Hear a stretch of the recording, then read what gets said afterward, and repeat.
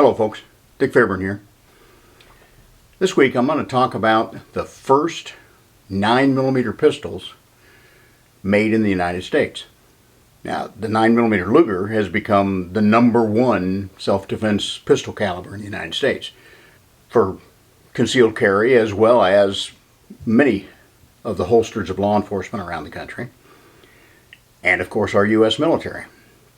Now, there's still some 40s and 45s out there in law enforcement holsters, maybe even a few 357 SIGs. But the #1 cartridge out there for self-defense is the 9mm Luger, 9x19, 9mm Parabellum, whatever name you want to apply to it. But there weren't any American-made 9mm pistols, really, until the 1940s, the late 1940s after World War II. The first 9mm production pistol in the United States was a Colt. What we now know as a lightweight Commander, I'll talk about how that name changed along the way. This, of course, is not a stock model. This is an upgraded model. I'll tell you more about it as we go along. Followed a few years later by a Smith & Wesson 9mm. But a lot of folks don't understand when these came about and why. That's what I'm going to talk about today. In 1947, the U.S. Army Air Force, would become the Air Force of course, asked for prototypes of a smaller 9mm pistol for their air crews and other sidearm armed personnel. Their specifications were for a double action trigger system, a maximum weight of about 25 ounces, a maximum length of about 7 inches, and a magazine capacity of 9mm in the 7 to 10 round range. And I'll talk about that test process, and it did never go anywhere. But a couple of rather unique pistols by both Colt and High Standard ended up going through some tests for that. Now, in 1949, the Army asked for some 9mm submissions, and what they were looking for initially was a kind of a lightweight sidearm for officers and possibly a replacement for the 1911 overall. That's when we saw the pistols that I showed you, the 9mm Commander and the Smith & Wesson, known then as the X100 prototype. That's when they came online. But that test again went nowhere, and neither pistol was adopted. So stick around. I'm going to tell you the history of these two pistols and how the United States gun manufacturers got into the 9mm business.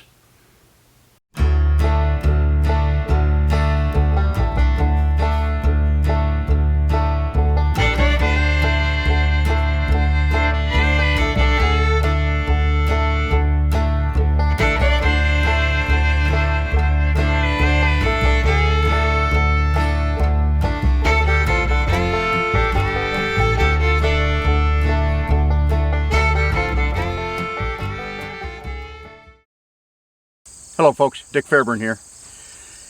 Finishing up load development for my 3030 truck gun. If you're interested in that, find my video.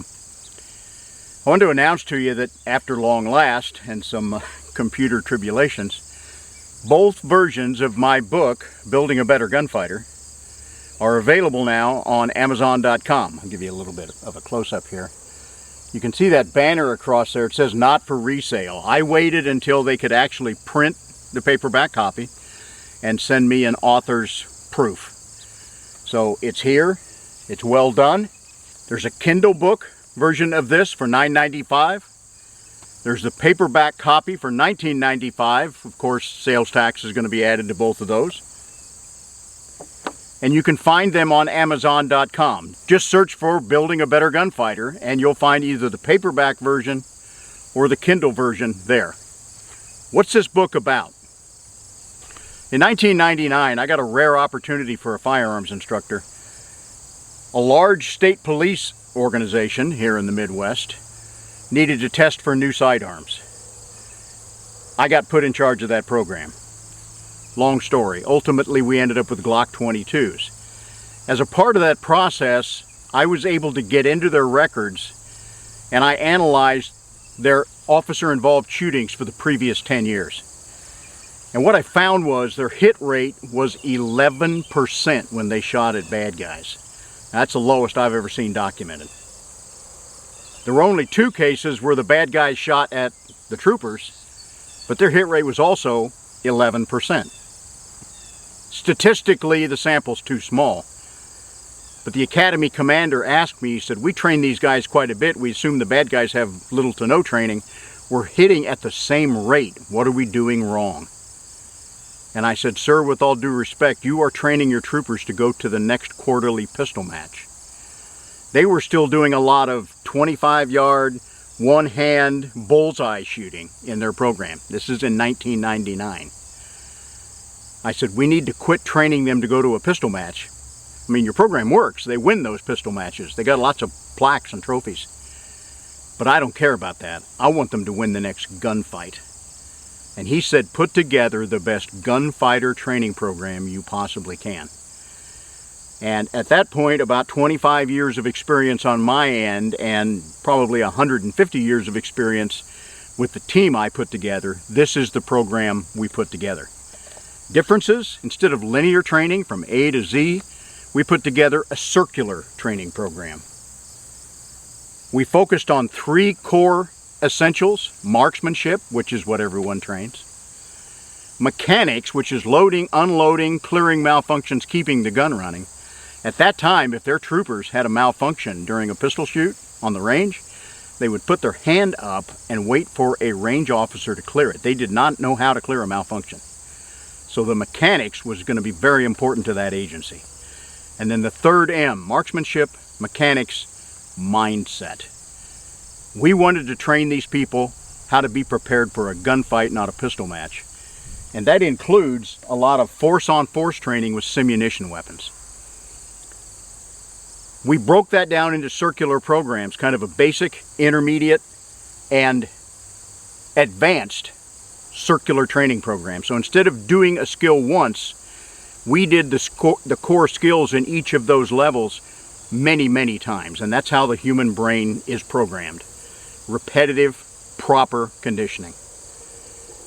I said they hit 11% the 10 years before we changed the program. About 8 years after the change, we looked at their officer-involved shootings again. The hit rate had gone to 62% on the street.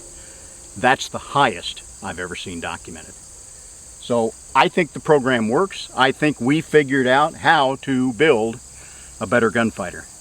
If you're interested, look on Amazon.com. Give one of these books a try. Thank you. Okay, those first specifications from the Army Air Force. As I said, they specified a 9mm, 7 inches in length, 25 ounces in weight, magazine capacity of at least 7 to 8 rounds. They wanted a double action trigger system. They were not happy with the need for the 1911 to be cocked, and of course they did not carry it, the Army or the Air Corps did not carry it cocked and locked. They carried it with an empty chamber. Their theory behind the double action type trigger system was to be able to carry around in the chamber but not have to have the hammer cocked. This, of course, came from the P-38 pistol that was used by Germany in World War II. And that double action, single action with a decocker system really came even before the P-38 in the Walther PP and PPK. The Army Air Force specification also had a kind of a weird requirement that they be able to use the trigger of these pistols with heavy winter gloves. And so I'll show you pictures as we go along, but both of those prototypes in the 47 testing had hinged trigger guards to allow them to be used with those heavy gloves. That also never went anywhere. Now along the way, kind of the second generation of testing in this Army Air Corps thing, they upped the magazine capacity to at least 13 rounds. And it's my understanding that the high standard model actually used a Browning high power or P35 double stack magazine, where Colt had a 13-round magazine, and I can't find any references if they used P35 magazines or designed one of their own. They also increased the weight limit to 29 ounces. So the two pistols that actually carried on through this 1947 initiated test series became two. The high standard T3. I'm going to show you photographs of it here. This was a blowback design. It had a double action, single action trigger system with a frame mounted decocking lever, and the frame mounted decocking lever was about here where you would see the thumb safety on a 1911. Now the high standard had many problems. The way they dealt with a 9mm cartridge in a blowback action system, because normally the 9mm is going to be too heavy for most blowback style pistols. They had a ringed chamber, so instead of straight wall chambers, there was a ring cut around part way. So when the cartridge fired, the pressure would expand the brass kind of out into a ring around there, which delayed it. Then the pressure would eventually force that cartridge case back, I guess press the ring out of it, and that delayed the system long enough for the pressure to drop and operate the action.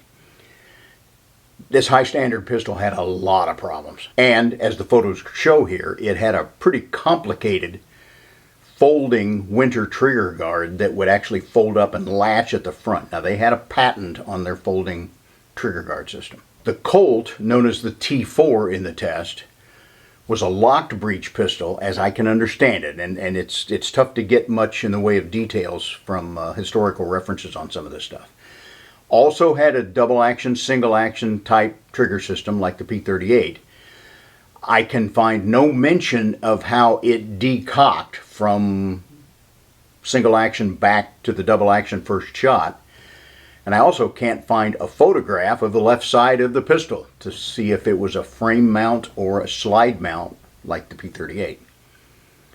This also had a winter folding trigger guard, but to the best of my research, it did not latch forward. It simply would swing up out of the way. I actually saw one of these T4s at the Springfield Armory Museum a number of years ago. They have at least one of them there.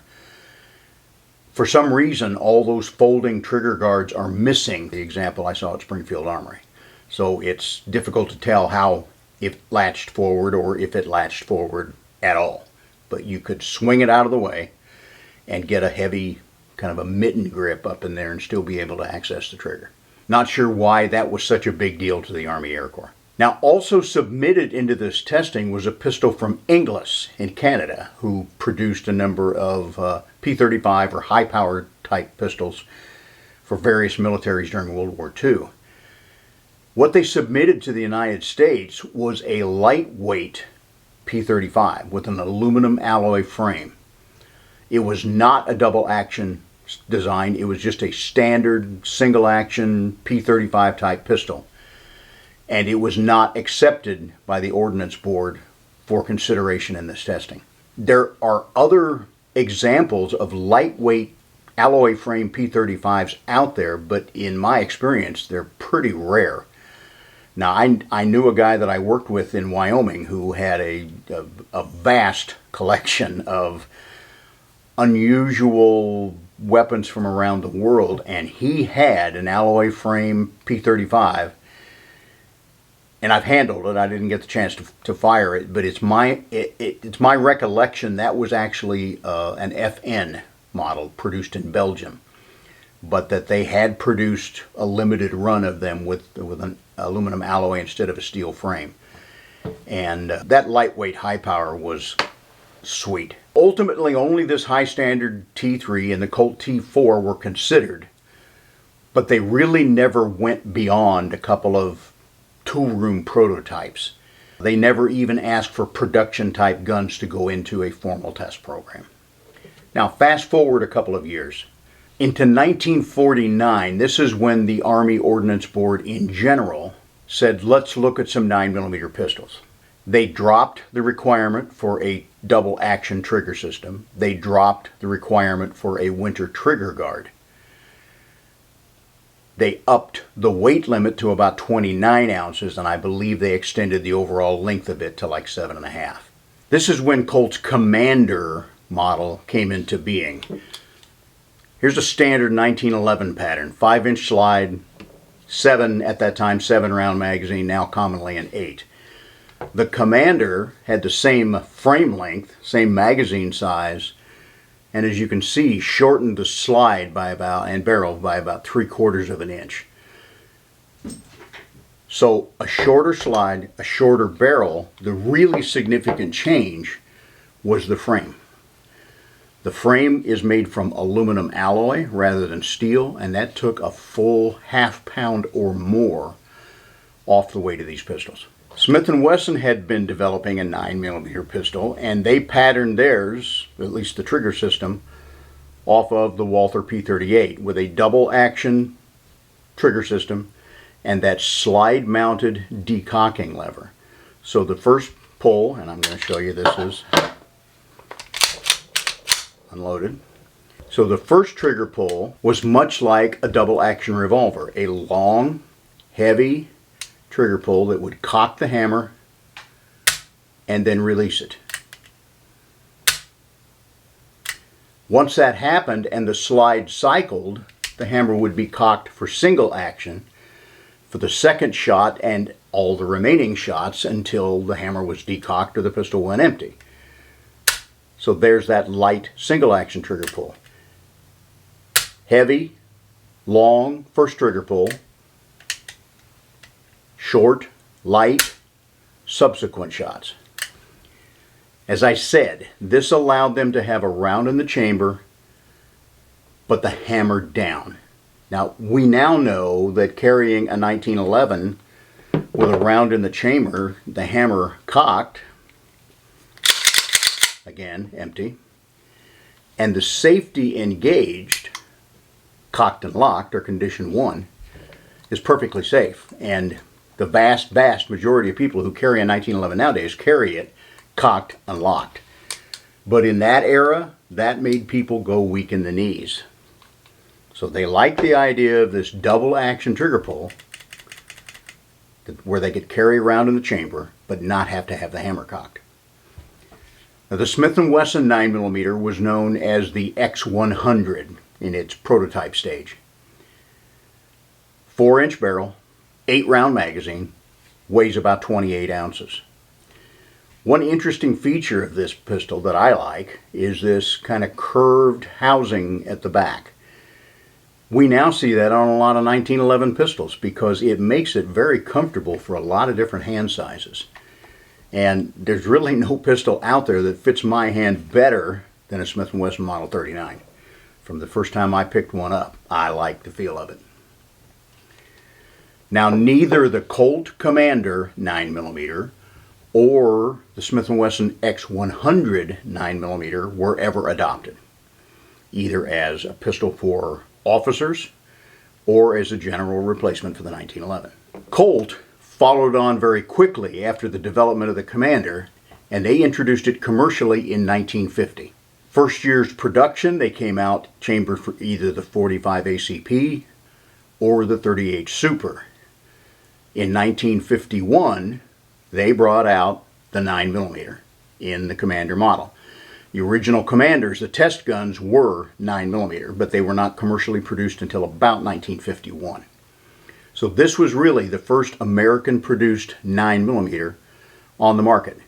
And here again, this has beaver tail. It has this one has adjustable sights. This is a kind of a bastard hybrid gun.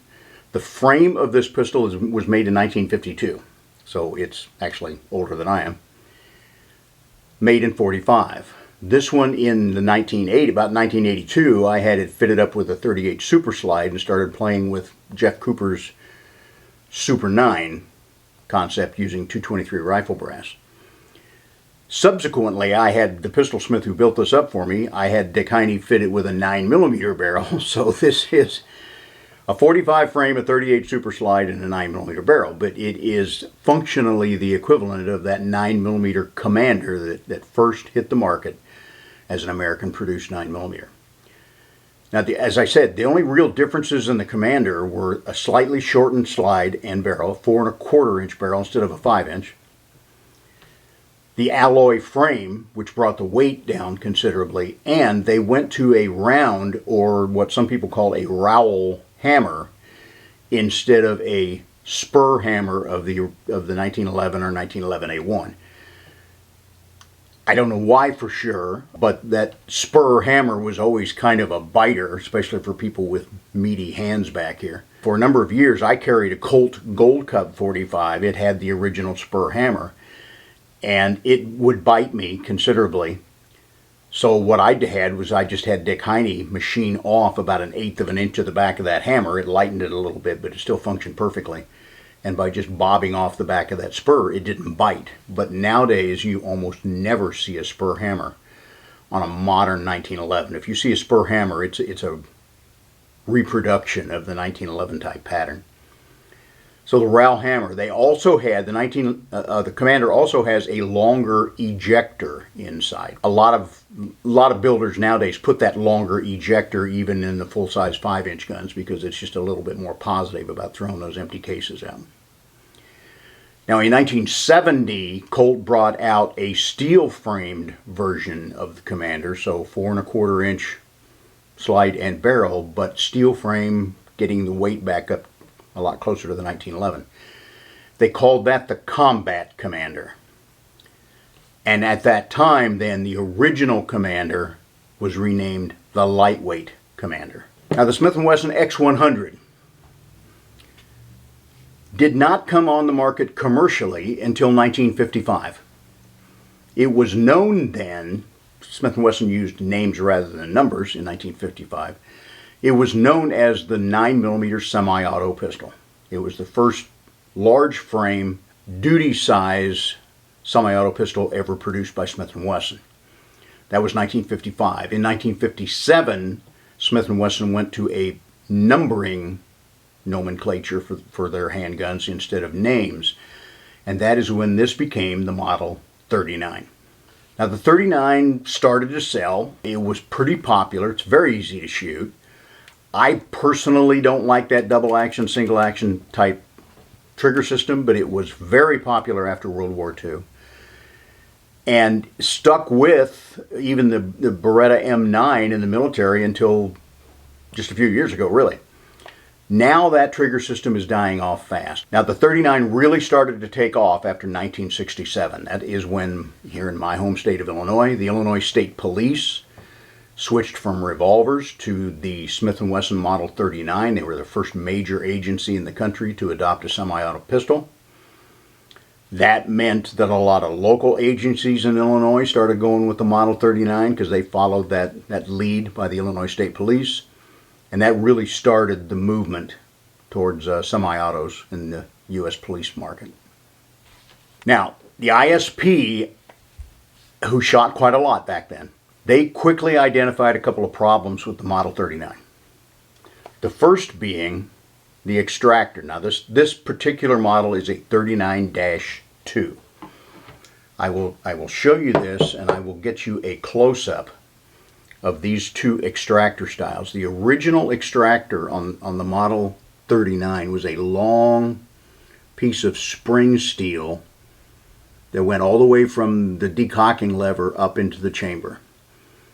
Those were prone to breakage. They did not pivot.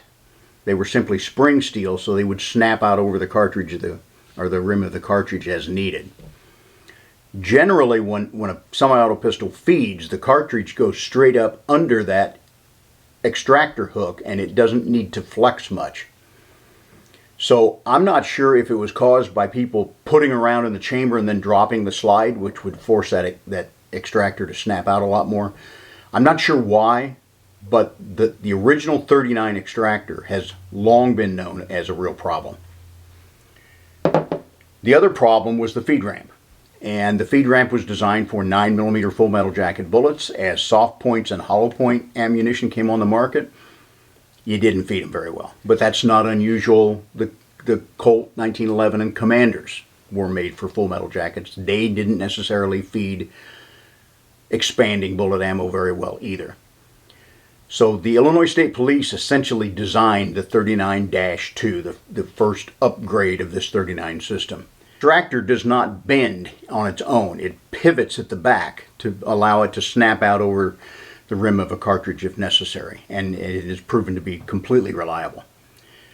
They also changed the feed ramp, kind of throated the back of the barrel, changed the feed ramp a little bit.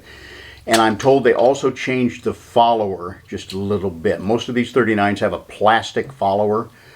I don't believe the original 39 was plastic, but it has got kind of a groove in it that allows a little bit different angle to hit the feed ramp. Now, in terms of that extractor, the original extractor of the 39, not the -2, this has become so much of a problem over the years that it is really pretty unusual to find one of those 39s with an intact extractor. I saw one on Gunbroker not too long ago for sale, and it looked to me like it had a crack in that extractor. And those extractors are long out of production and virtually impossible to find. So if you think you want to buy a 39 as a shooter, you need to find yourself a 39-2 with that improved extractor. The 39-2 was introduced in 1971, so from 1967 to 71, the ISP, Illinois State Police, discovered a lot of those problems. They were by far the heaviest users of the Model 39, so any bugs that are going to show up in a system, that's generally when it happens. Nowadays, every duty-size handgun made in the United States is chambered for a 9mm Luger, as well as countless smaller concealed carry type designs. But in 1951, the only US-made commercially available 9mm was a Colt Commander. Now there's certainly a lot of upgraded variations, better sights, checkered frames, beaver tails, obviously better trigger pulls, but the Colt Commander 9mm in terms of the mechanics of how it works is unchanged since 1951. Why argue with success? It was joined in 1955 by the Smith & Wesson 9mm, now known as the 39 or the 39-2. Now these Smith & Wesson pistols went through several variations after that, eventually getting into what they called the 3-digit and 4-digit models, which had longer number sequences. The Model 39 single stack version went out of production in 1983. So that's a little history lesson of where the 9mm came from in terms of US-made guns. Now certainly prior to the Colt and the Smith & Wesson coming out, we had P38s in the country, we had Lugers. There were 9mm here, but they weren't American-made pistols. But now there are all kinds of American-made pistols in 9mm, and as I said, it has taken over the US self-defense pistol market. I like to practice my own skill set on kind of a modified bill drill. I use a steel plate instead of the center scoring ring of an IPSC target or something like that. So let's do a couple of bill drills with each of these pistols and show you that even though they come from the 50s, they're still perfectly adequate 9mm pistols.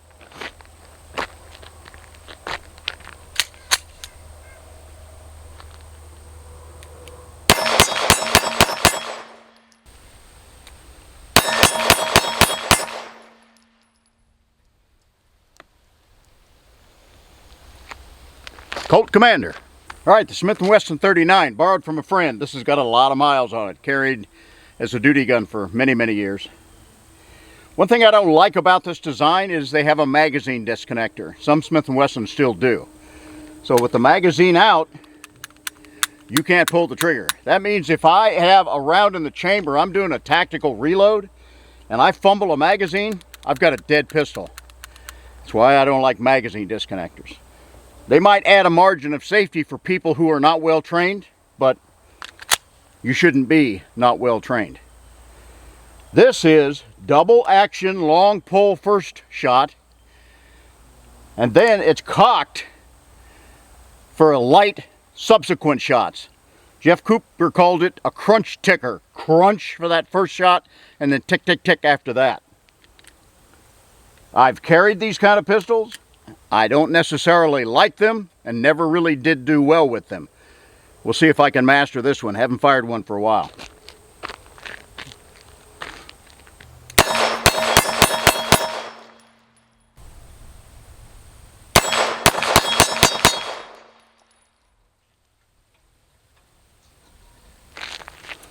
I would say similar performance. Folks, if you find these videos worthwhile, I ask you to subscribe, resubscribe, give me a thumbs up, share them around to your friends. Whatever you do, folks, we're facing some dangerous times in this country. We're seeing all kinds of violence, from a political assassination to small riots associated with the capture and deportation of illegal aliens. It's a dangerous time out there. Go armed whenever you can, legally. Keep your head on a swivel. And y'all be safe out there. Thank you. Okay, we got them both here now. You ready? Bud got one. Ginger got one.